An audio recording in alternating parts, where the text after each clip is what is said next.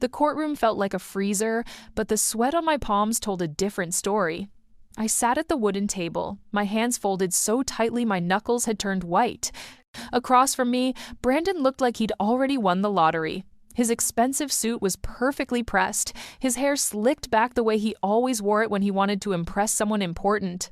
Next to him sat Crystal, his secretary, who had somehow become much more than that. She wore a dress that cost more than most people's rent, her blonde hair cascading over her shoulders like she was posing for a magazine. Behind them, Margaret sat in the front row like a queen watching her subjects.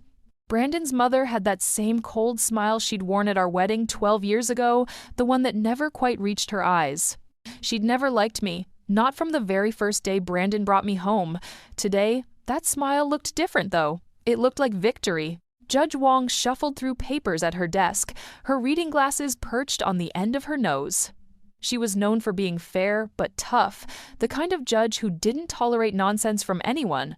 I'd heard lawyers talk about her in hushed tones, saying she could see through lies like they were made of glass. My lawyer, Mr. Peterson, sat beside me looking defeated. He'd warned me this morning that things didn't look good.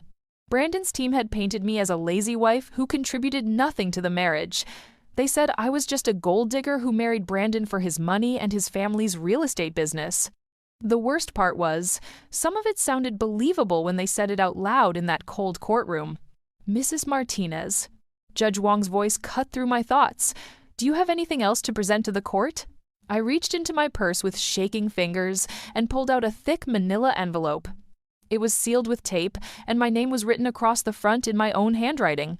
I'd prepared this envelope 3 days ago, but looking at it now, I wondered if I was making a huge mistake. Yes, Your Honor, I said, my voice barely above a whisper. I have some additional evidence. Brandon leaned over to whisper something to his lawyer, but I caught the smirk on his face. He thought this was funny. He thought I was pathetic, scrambling for anything that might save me from losing everything I'd worked for. As I walked toward the judge's bench, my legs felt like they might give out. The envelope seemed to weigh 1,000 pounds in my hands. Behind me, I could hear Crystal's high-pitched giggle, the same sound she made when Brandon told her jokes at the office. The same laugh I'd heard through our bedroom wall when I came home early from a client meeting 6 months ago. Judge Wong took the envelope from my trembling hands and looked at it carefully. What is this, Mrs. Martinez? Evidence, Your Honor? Evidence that changes everything? Brandon's lawyer stood up quickly. Objection, Your Honor. We haven't had time to review whatever Mrs. Martinez is trying to present. Overruled, Judge Wong said firmly. I'll review this and determine if it's admissible. I walked back to my seat, feeling every eye in the courtroom following me. Brandon was whispering urgently to Crystal now, but she just shrugged like whatever I'd given the judge couldn't possibly matter. Margaret leaned forward in her seat, her cold eyes fixed on me like a hawk watching a mouse. Judge Wong opened the envelope carefully, pulling out several sheets of paper and what looked like a small recording device. Her eyebrows raised slightly as she began reading. The courtroom was so quiet I could hear the clock ticking on the wall behind her. Brandon couldn't sit still anymore. He kept shifting in his chair, running his hands through his perfect hair. What could she possibly have? He muttered to Crystal, loud enough for me to hear. Crystal giggled again, that awful sound that made my skin crawl. Probably just more of her pathetic attempts to make herself look important. She whispered back, "Don't worry, baby. After today, we'll have everything. The house, the cars, the business. She'll be left with nothing." Margaret's smile grew wider. "As it should be," she said quietly. "That woman never deserved my son or anything that comes with being a Martinez." But something was changing in Judge Wong's expression. Her eyebrows had drawn together, and she was reading more carefully now. She picked up the recording device and held it close to her ear, pressing a button. I couldn't hear what was playing, but I watched her face change from curious to surprised to something that looked almost like anger. Brandon noticed it too. His confident smirk started to fade as he watched the judge's reaction. "What's taking so long?" he whispered to his lawyer. Judge Wong set down the papers and looked directly at Brandon. Then she did something I never expected. She started to laugh. Not a polite courtroom chuckle, but a real, genuine laugh that echoed off the walls. Brandon blinked rapidly, his face going pale. "What's funny, Your Honor?" The judge looked at him for a long moment, then at Crystal, then at Margaret sitting in the front row. Her smile wasn't kind anymore. It was the smile of someone who just solved a puzzle that had been bothering them for hours. "Karma, son," she said simply, setting the envelope down on her desk. "That's what's funny." Brandon's mouth fell open. Crystal stopped giggling. Margaret's victorious smile disappeared completely, replaced by something that looked almost like fear. The confident, powerful people who had been so sure of their victory just moments ago suddenly looked very small and very worried. I sat perfectly still, my heart pounding so hard I was sure everyone could hear it. Whatever happened next, I knew that envelope had just changed everything. 6 months earlier, my life looked like something from a magazine. I woke up every morning in our beautiful 2-story house on Maple Street, sunlight streaming through the white curtains I'd picked out myself. The kitchen smelled like fresh coffee and vanilla candles, and Brandon would kiss my forehead before heading off to work at his family's real estate office. "Have a great day, beautiful," he'd say, straightening his tie in the hallway mirror. "Don't work too hard on those designs." I'd smile and wave from the kitchen window as he backed his black BMW out of our driveway. Our neighbors probably thought we were the perfect couple. The successful businessman and his talented wife, living the American dream in suburbia. My interior design business was finally taking off after years of hard work. I'd started small, doing friends' living rooms and small office spaces, but word had spread quickly. Last month, I'd landed my biggest client yet, redesigning the lobby of the downtown Marriott Hotel. The project would pay enough to finally renovate our own master bathroom, something I'd been dreaming about for 2 years. I spent most mornings in my home office, sketching designs and calling suppliers. The room used to be Brandon's study, but he'd given it to me when my business started growing.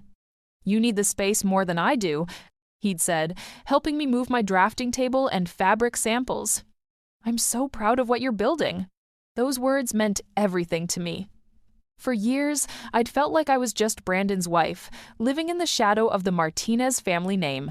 His father had built the real estate business from nothing, and Brandon had inherited not just the company, but also the respect that came with it. People knew the Martinez name in our town.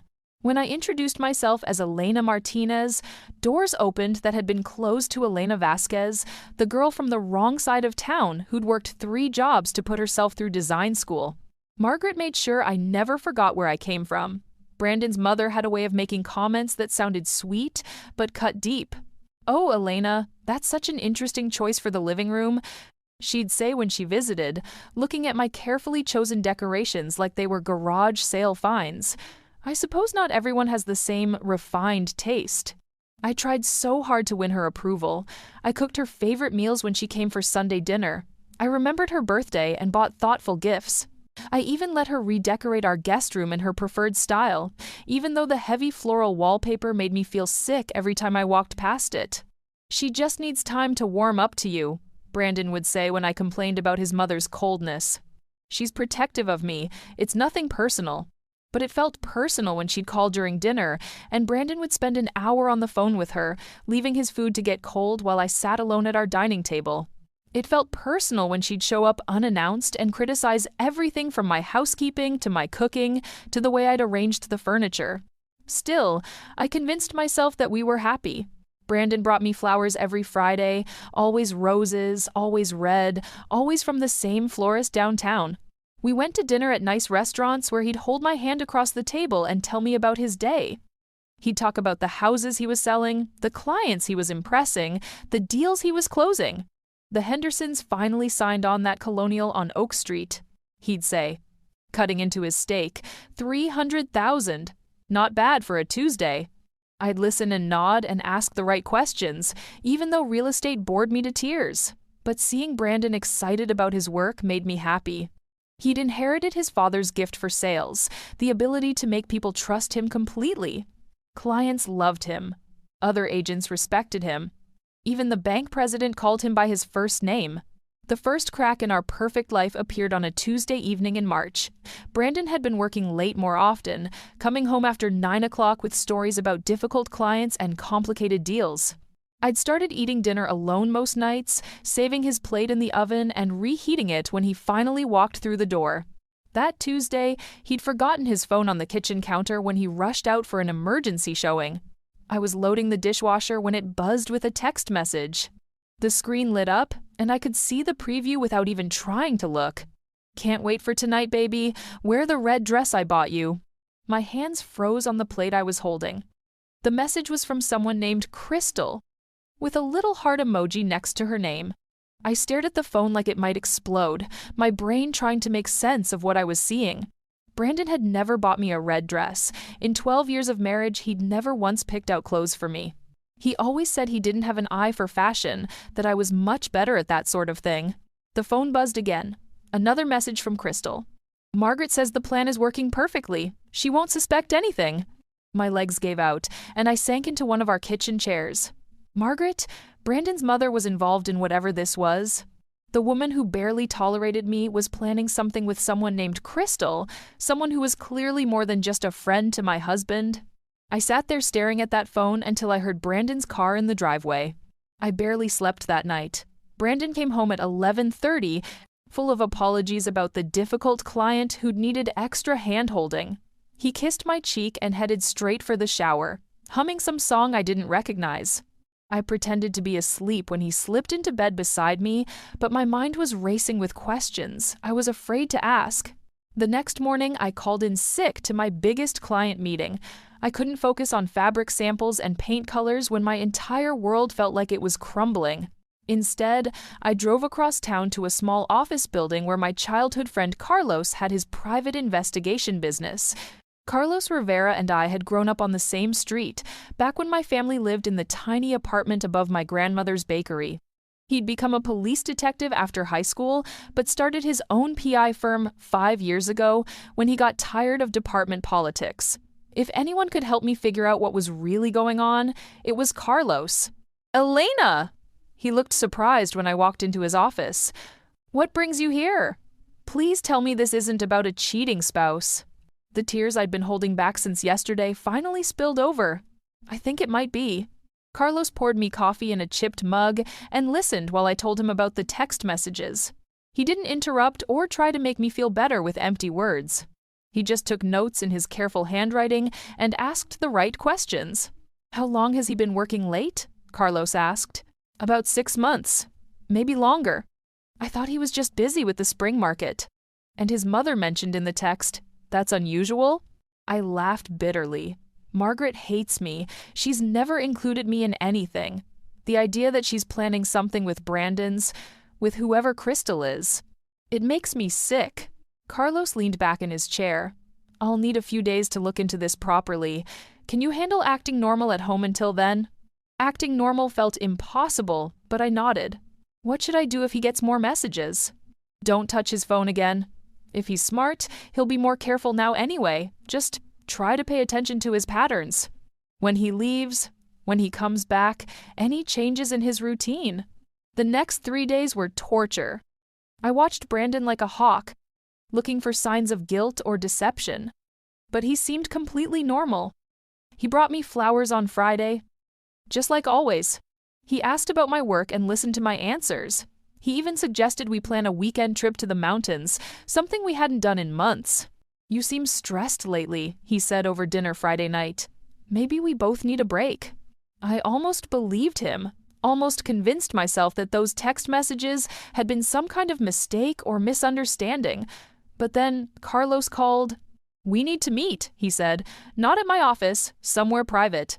We met at a coffee shop on the other side of town, far from anywhere Brandon might go. Carlos slid a manila folder across the table to me, his expression grim. "I'm sorry, Elena. It's worse than we thought." The folder contained photographs that made my stomach turn. Brandon and a young blonde woman entering a hotel together. The same woman leaving Brandon's office building at odd hours. Close-up shots of them kissing in his car in a parking garage downtown. "Her name is Crystal Hayes," Carlos said quietly. "She's 26, works as a secretary at your husband's real estate office. She's been there for 8 months. 8 months! The affair had been going on for 8 months, and I'd been completely clueless. There's more," Carlos continued. "I did some digging into her background. She's got a record: fraud, identity theft, some other financial crimes. Nothing major, but enough to show a pattern. I stared at the photos, trying to process what I was seeing. The woman was beautiful in an obvious way, with perfect makeup and expensive clothes. She looked nothing like me. "What about Margaret?" I asked. Carlos's expression darkened. "That's the really bad news. I followed your mother-in-law yesterday. She met with Crystal at a restaurant downtown. They talked for over an hour." He pulled out another photo, Margaret and Crystal sitting across from each other at a corner table, their heads close together like old friends sharing secrets. I couldn't hear what they were saying, but I got this. Carlos handed me a small recording device. I managed to plant this under their table when they went to the bathroom. My hands shook as I pressed play. Margaret's voice came through clearly, cold and calculating as always. "The timing has to be perfect," she was saying. "We need her to look unstable, unreliable. Brandon's already started documenting her mood swings and erratic behavior." Crystal's younger voice responded, "What if she fights the divorce? She won't have a choice. By the time we're done, she'll be lucky to get anything at all. The house, the business, everything will stay in the family where it belongs. And after?" Margaret's laugh was like ice. "After, you'll be the new Mrs. Martinez. My son deserves someone who understands what it means to be part of this family."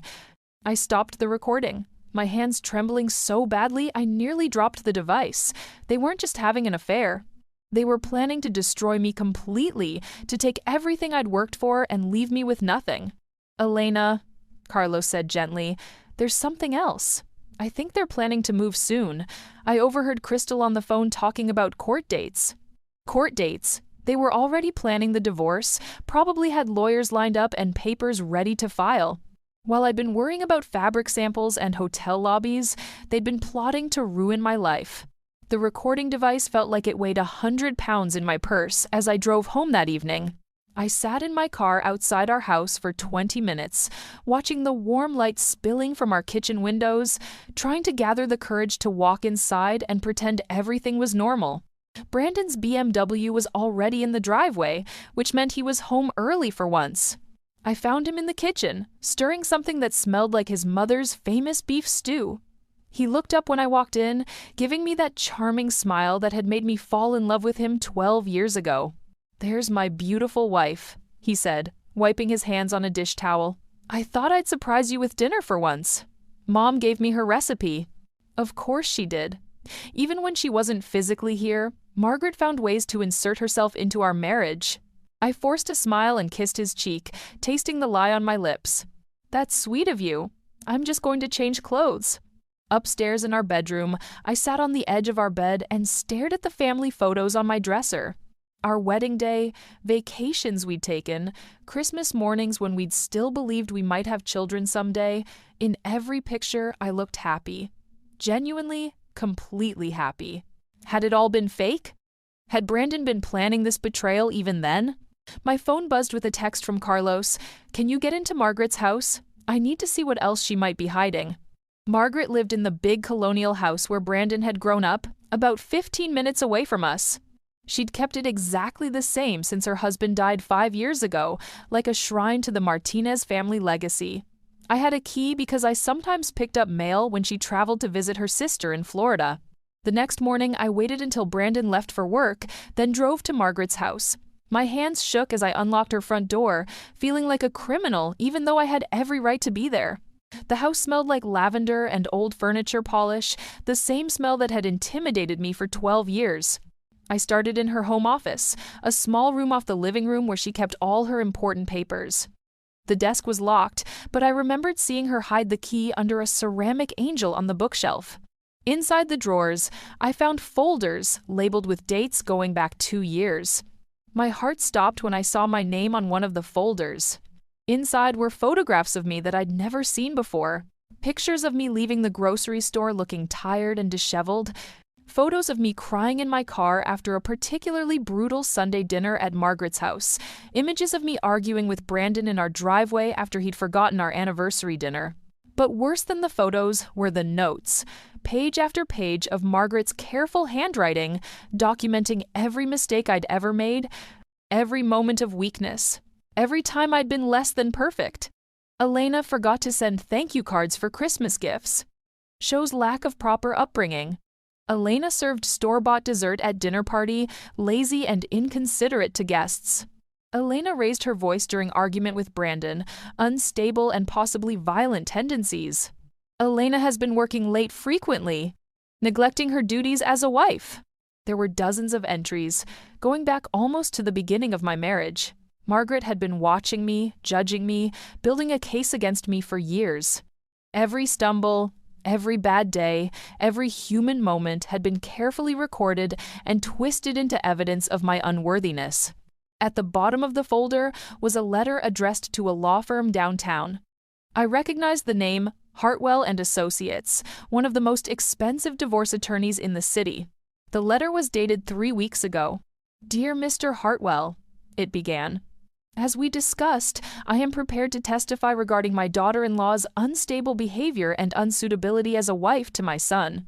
The enclosed documentation should provide ample evidence for your case. I trust this will help ensure that the Martinez family assets remain protected." I photographed everything with my phone, my hands shaking so badly I had to retake several shots.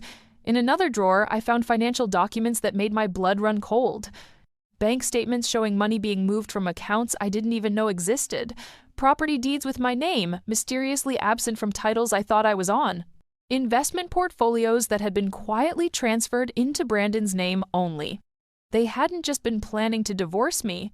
They'd been systematically removing me from our financial life, making sure I'd have no claim to anything we'd built together. The house I'd helped pay for, the business I'd supported through lean years, the savings account I'd contributed to every month, all of it was being stolen from me, piece by piece. The worst discovery was in the bottom drawer, a thick folder labeled Crystal Hayes, background check. Inside were copies of her criminal records, employment history, and even medical records. Margaret knew exactly who this woman was, knew about her past crimes and questionable character, and she was still planning to welcome her into the family. There was also a timeline, written in Margaret's precise handwriting, outlining their entire plan. The affair had been orchestrated from the beginning. Crystal had been hired specifically to seduce Brandon. Margaret had been coaching her on how to act, what to say, how to gradually replace me in Brandon's affections. The final page was a list titled Post-Divorce Plans. It included selling our house, moving Crystal into the family home, and having Brandon adopt Crystal's daughter from a previous relationship. They weren't just planning to destroy my marriage, they were planning to erase me completely and build a new family in my place. I sat in Margaret's chair, surrounded by evidence of their betrayal, and felt something inside me break. But it wasn't my heart this time. It was my fear. They thought they were so clever, so careful in their planning. But they'd made one crucial mistake. They'd underestimated me. I drove straight from Margaret's house to Carlos's office, my phone full of photographs and my mind spinning with rage. The evidence was overwhelming, but I needed to be smart about how to use it. These people had been planning my destruction for years. I couldn't just react emotionally and hope for the best.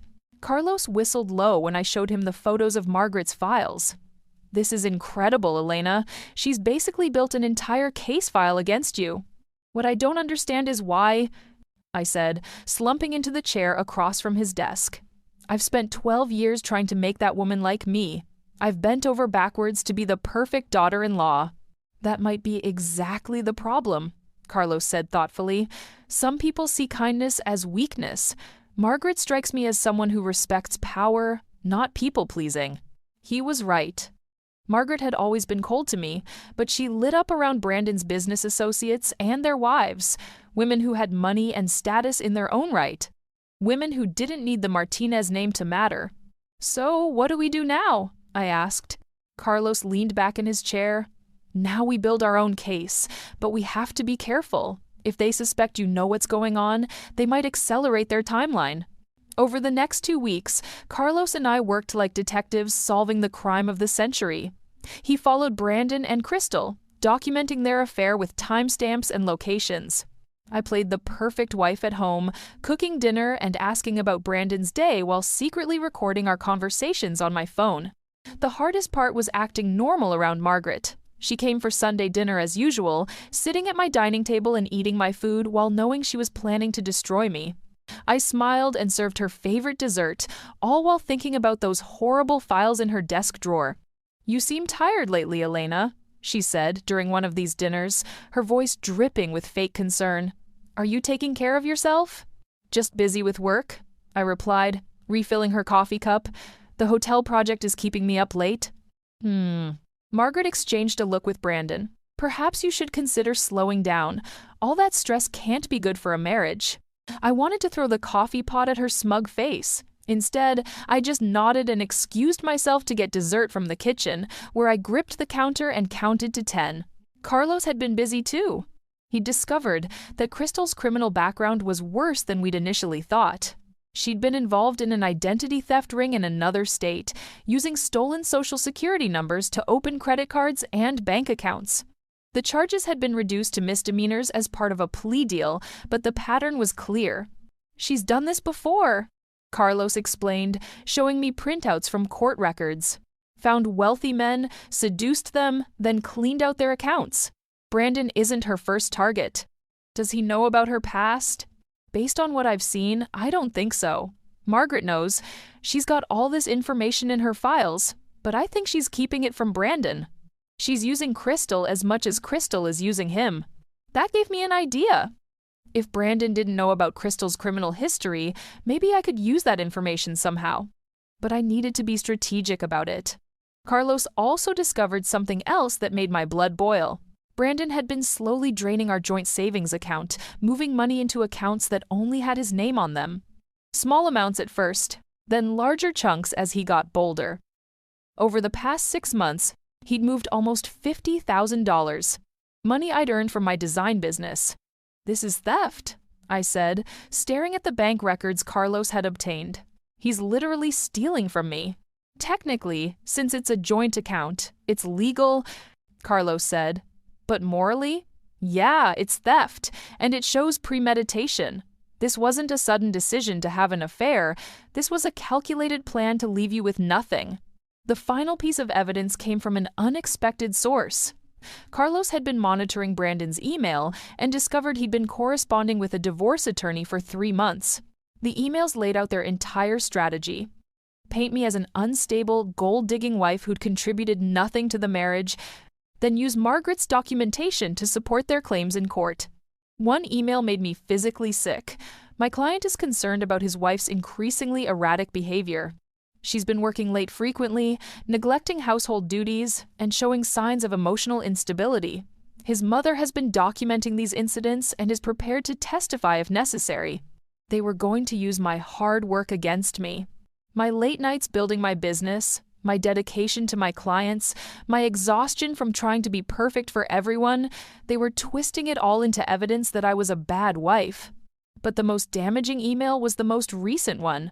"We're ready to file. My client's mother has agreed to provide housing for him and his new partner after the divorce. The wife should be served papers next week." Next week. They were planning to blindside me with divorce papers next week, probably while I was at work or meeting with clients. They wanted to catch me off guard, make me look foolish and unprepared.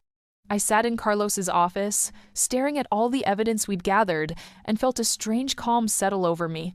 For weeks I'd been hurt and angry and scared, but now I just felt determined.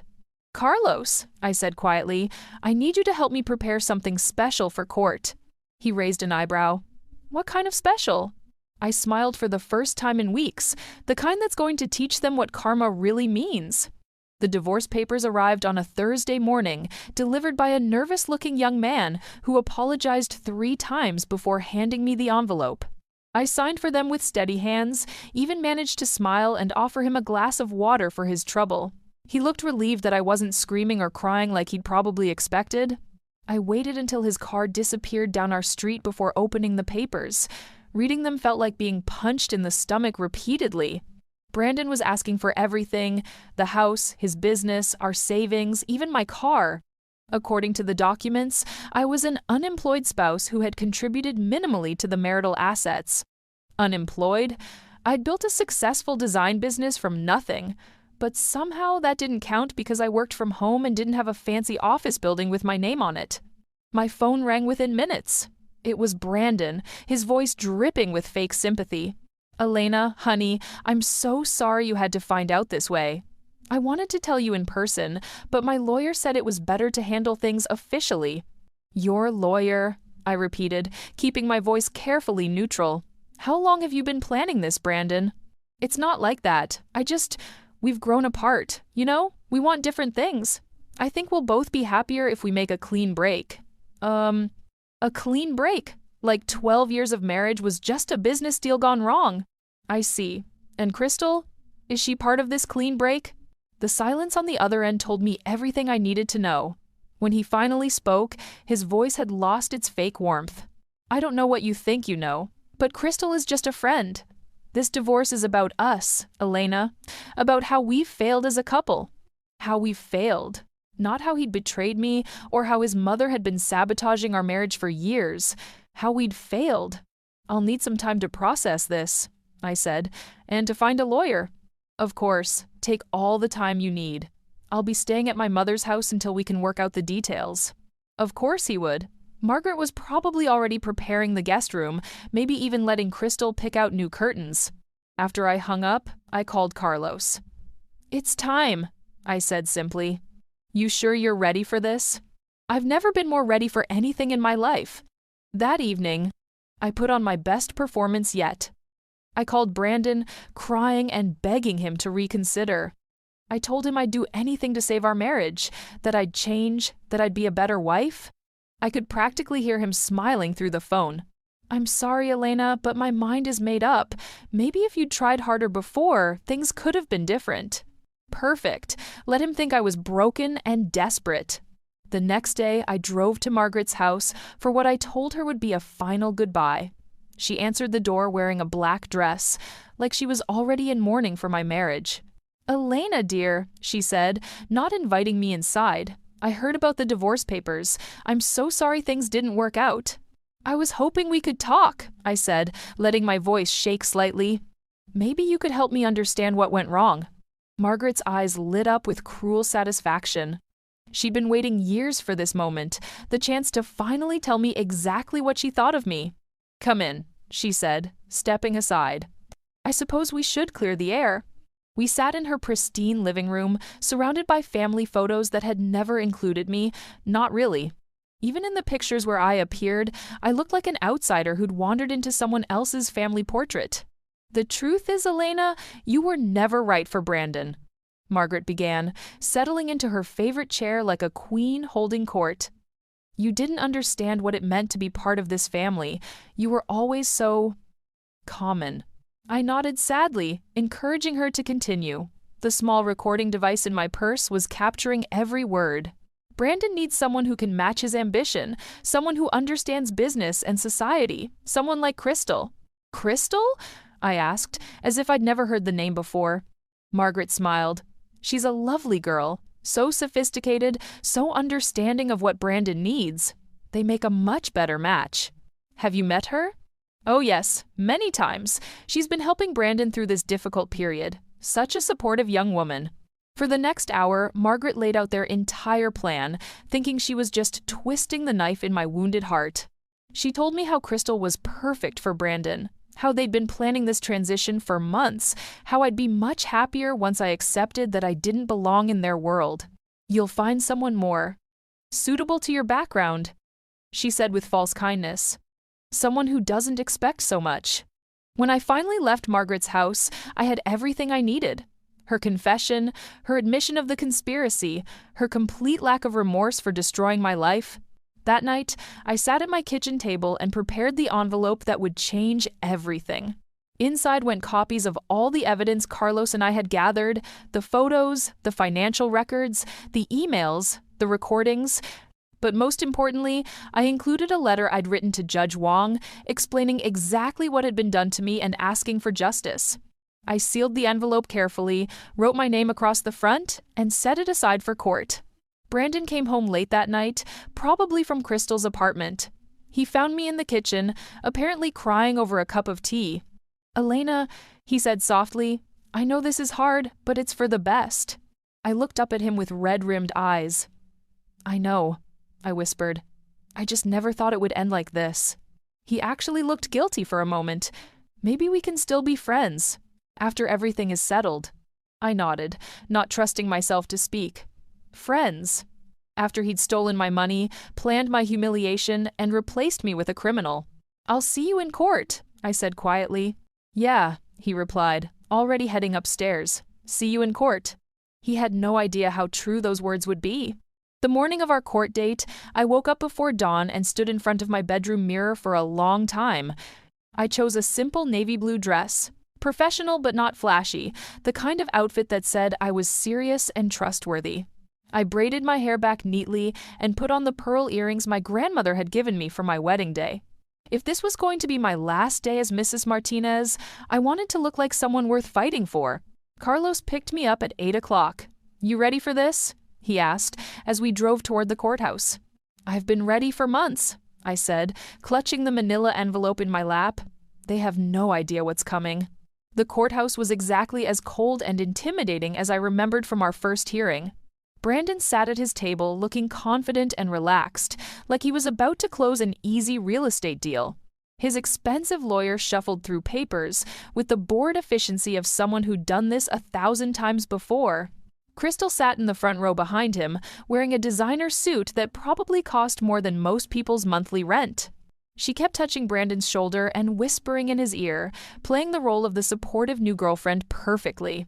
Margaret sat beside Crystal, her back straight and her hands folded in her lap like she was attending a church service. She caught my eye across the courtroom and gave me a small, cold smile that said everything I needed to know about how she expected this day to end. Judge Wong entered the courtroom and called us to order. Brandon's lawyer presented their case first, painting me as an unstable, unemployed woman who deserved nothing. Then came the moment I'd been waiting for. Mrs. Martinez, do you have anything else to present to the court? I handed Judge Wong the envelope and watched her face change as she read through the evidence. When she picked up the recording device and listened to Margaret's voice admitting to their conspiracy, her expression shifted from curious to shocked to something that looked like controlled anger. Then she laughed, that real, genuine laugh that made Brandon ask what was funny. Karma, son, Judge Wong said. That's what's funny. She set the envelope down and looked directly at Brandon. Mr. Martinez, based on the evidence presented here today, I'm not only denying your petition for assets, I'm also ordering an immediate investigation into your financial practices. Brandon's face went white. Your Honor, I don't understand. The evidence shows systematic theft from joint accounts, conspiracy to defraud, and perjury in your initial filings. Judge Wong continued. Mrs. Martinez, you are awarded the family home, all marital assets, and full ownership of your business. Mr. Martinez, you are ordered to return all funds illegally transferred from joint accounts, plus penalties. Crystal jumped up from her seat. This isn't fair. She's lying. Miss Hayes. Judge Wong's voice cut through the courtroom like ice. I suggest you remain quiet. The evidence also shows your involvement in this conspiracy, and given your criminal background, I'm recommending the district attorney review this case for possible charges. Crystal's face crumpled as she realized her past had been exposed. Margaret grabbed her arm, trying to pull her back down, but the damage was done. Furthermore, Judge Wong continued, Mrs. Margaret Martinez, your documented harassment and conspiracy against your daughter-in-law constitutes elder abuse of process. You're hereby ordered to have no contact with Mrs. Elena Martinez and to pay damages for emotional distress. Margaret's mouth fell open. For the first time in 12 years, she was completely speechless. Brandon found his voice. Your Honor, surely there's been some mistake. The only mistake, Mr. Martinez, was thinking you could destroy an innocent woman and get away with it. Judge Wong's gaze was steel. This court finds your behavior reprehensible. You've lost everything you tried to steal, and you'll face criminal charges for fraud and theft. As the judge's words sank in, I watched my husband's world collapse around him. The confident businessman was gone, replaced by a scared man who finally understood the consequences of his actions. Crystal was crying now, her perfect makeup running down her cheeks. Brandon, you said this would work. You said she was stupid. Shut up, Brandon hissed, but it was too late. Even his own lawyer was backing away from him. Margaret stood up shakily. This is ridiculous. That woman has poisoned you against my family. Mrs. Martinez. Judge Wong's voice was final. You documented your own crimes, your surveillance files, your conspiracy recordings, your financial manipulations. You handed me everything I needed to destroy your case. As we left the courthouse, Brandon tried one last desperate move. He grabbed my arm in the parking lot, his eyes wild with panic. Elena, please, we can work this out. I made mistakes, but we can fix this. I looked at him, really looked at him, for the first time in months. The charming man I'd fallen in love with was gone, replaced by someone I didn't recognize. Brandon, I said quietly, you whispered that I'd need my tears when you took the house. Crystal giggled about taking the car. Your mother smiled about taking my pride. I pulled my arm free. But karma had other plans. 6 months later, I was sitting in my newly renovated kitchen, the one I'd always dreamed of, reading the newspaper over morning coffee. The headline made me smile. Local real estate agent sentenced to 2 years for fraud. Brandon had lost everything. His business license was revoked, his assets seized to pay back what he'd stolen. Crystal had been deported after her visa violations came to light during the investigation.